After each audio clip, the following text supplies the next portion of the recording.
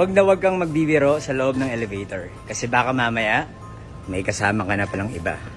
Kaya minsan kapag mag-isa ako, mas gusto ko na lang maghagdan. Story time!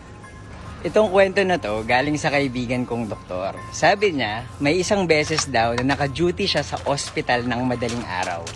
May kasama siyang isang doktor at kailangan daw nilang pumunta sa 5th floor ng ospital para mag-check ng pasyente.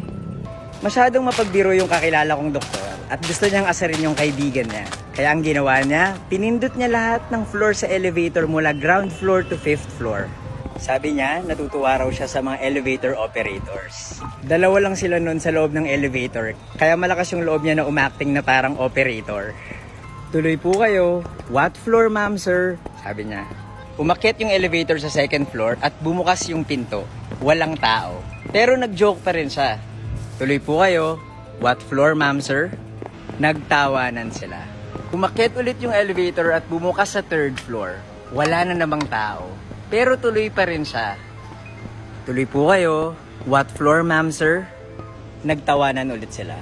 Umakyat ulit yung elevator sa 4th floor at bumukas yung pinto. Wala na namang tao. Tuloy po kayo.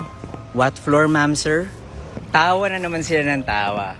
Pero maya-maya, bigla na lang silang tumigil.